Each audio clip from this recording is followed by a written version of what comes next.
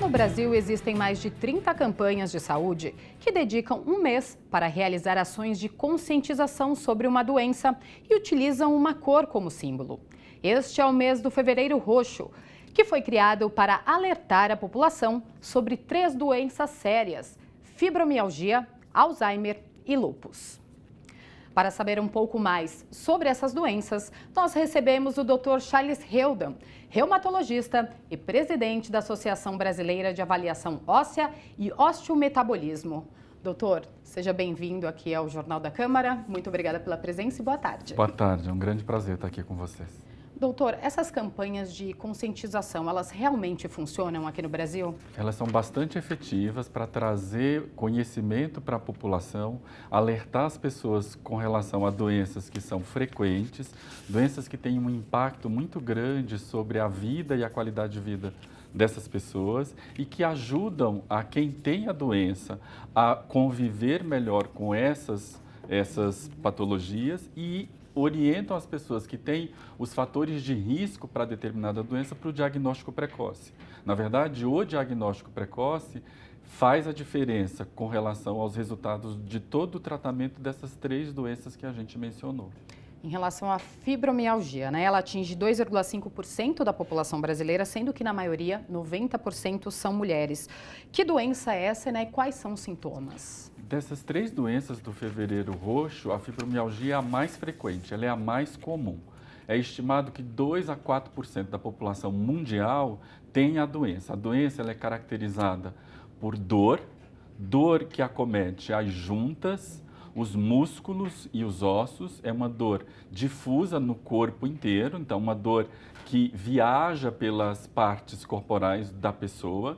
Eventualmente é uma dor que tem um caráter de ir e vir e habitualmente se associa a um padrão de sono que é um sono não restaurador, se associa a um padrão de sono que, não sendo restaurador, produz fadiga e frequentemente produz, pelo fato de ser uma dor crônica, quadros de depressão. Então, todo esse arcabouço de sintomas faz a gente pensar no diagnóstico da fibromialgia. E por que a doença é mais comum nas mulheres? Então, existe alguma relação com o hormônio feminino e, eventualmente, a fibromialgia, assim como o lúpus, são doenças mais frequentes nas mulheres. A fibromialgia, ela afeta prioritariamente mulheres em idade reprodutiva, ela é mais comum em mulheres jovens. E o que é mais interessante a respeito da doença é que o tratamento é efetivo. Uma vez que ele é instituído, o paciente pode reganhar a sua qualidade de vida e ter uma vida produtiva. E como que é feito esse tratamento? Quanto tempo dura até ele restabelecer? O tratamento da fibromialgia ele é baseado no uso de medicamentos, aquilo que nós chamamos de tratamento farmacológico. Existe um grupo de fármacos, grupo de medicamentos que são administrados, que melhoram a percepção de dor no paciente com fibromialgia, mas talvez o mais importante seja a atividade física. A atividade física regular é fundamental para que o paciente melhore da fibromialgia. Junto com a atividade física regular, que pode ser uma caminhada, pode ser musculação, pode ser natação, hidroginástica, a gente sempre recomenda uma boa higiene do sono.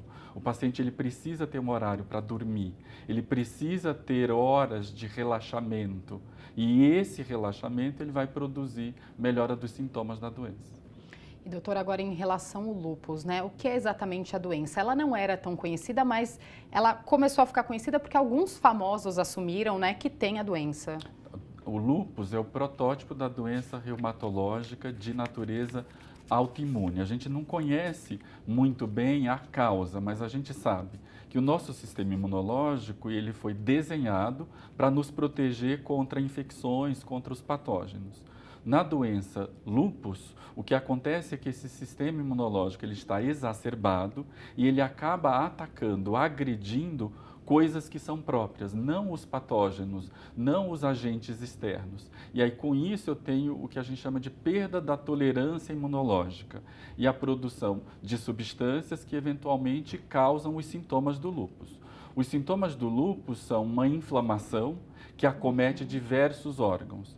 Muito frequentemente, as juntas são acometidas, então o paciente tem dor, inchaço nas articulações, podem ter lesões na pele, manchas que normalmente pioram quando essa pessoa se expõe ao sol, então existe essa fotossensibilidade. E além desse comprometimento da pele, das articulações, além do comprometimento da perda capilar, né, que é muito frequente, né, a alopecia, a perda de cabelo, é uma queixa frequente do paciente com lúpus, eu posso ter manifestações inflamatórias no pulmão, no coração, nos rins, no sistema nervoso central. O paciente pode apresentar quadros de psicose, quadros de convulsão.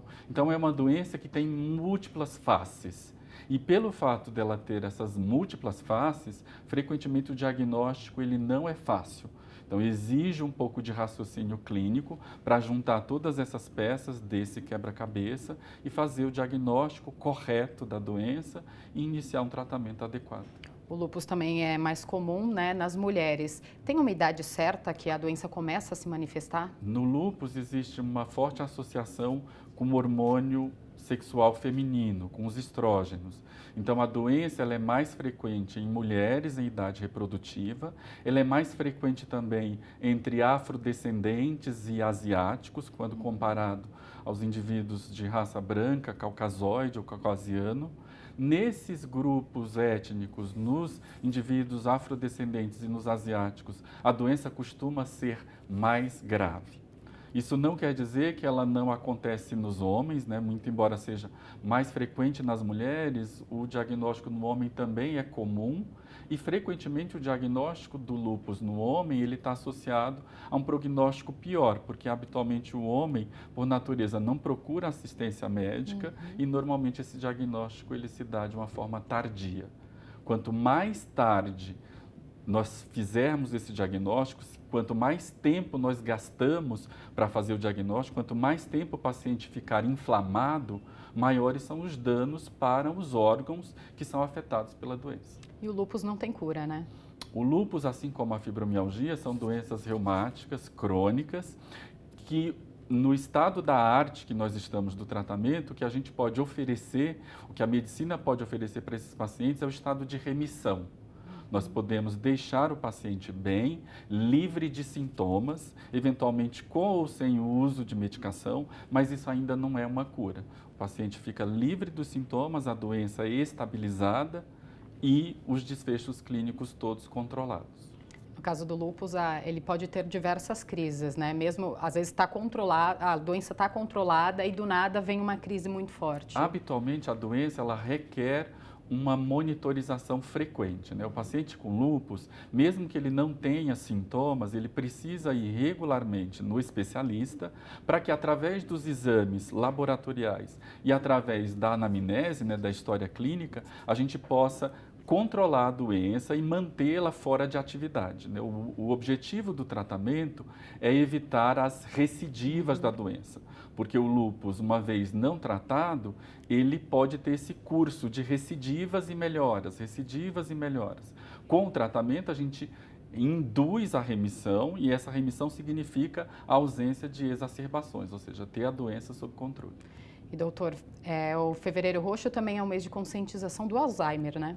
O Alzheimer, sim, ele faz parte dessa campanha do Fevereiro Roxo. É uma doença neurológica associada à perda cognitiva, à perda de memória. É uma doença relativamente frequente, né, na nossa população. Ela está intimamente relacionada ao envelhecimento e, obviamente, o diagnóstico precoce do Alzheimer também tem implicações no seu prognóstico, né? Quanto mais cedo a doença é identificada, quanto mais cedo a gente identifica a perda da cognição, a perda da memória, a gente pode instituir medicamentos e estratégias que vão melhorar e reduzir a progressão da doença. Doutor, muito obrigada pelas informações aqui no Jornal da Câmara sobre essas 3 doenças. Foi um grande prazer estar aqui com vocês. Um grande abraço a todos. Muito obrigada.